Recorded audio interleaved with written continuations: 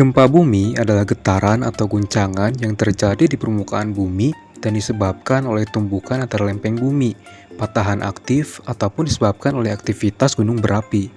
Gempa bumi terbagi menjadi dua. Yang pertama adalah gempa tektonik.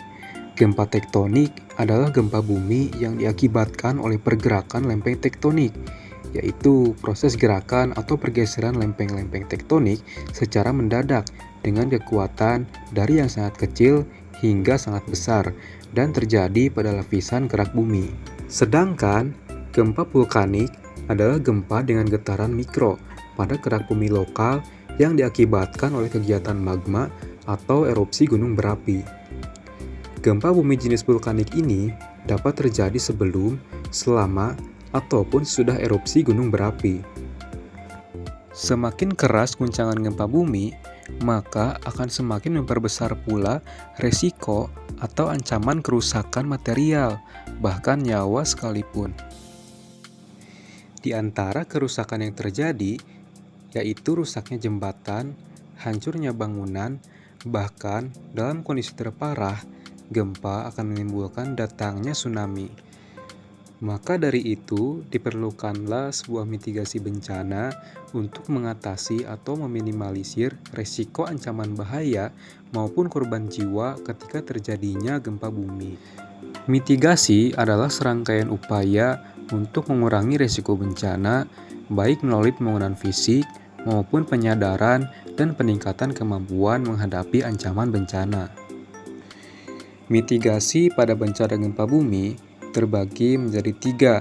Yang pertama adalah mitigasi prabencana, yaitu dengan mengenali tempat lingkungan kita bekerja, seperti mengetahui denah ruangan kita bekerja, kemudian mengetahui di mana lokasi lift ataupun tangga darurat berada.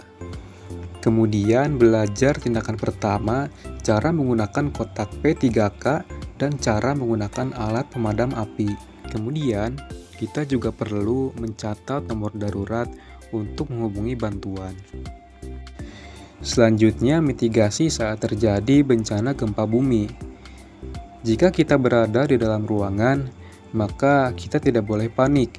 Kita harus melindungi kepala dari reruntuhan, dan jika ada kesempatan, kita harus lari keluar ruangan.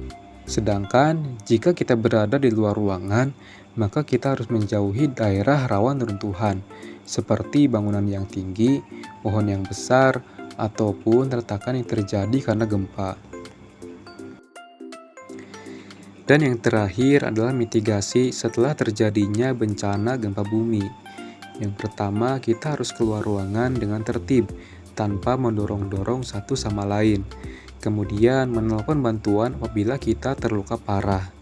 Setelah itu, kita harus memeriksa kondisi ruangan, apakah terjadi konslet ataupun kebakaran.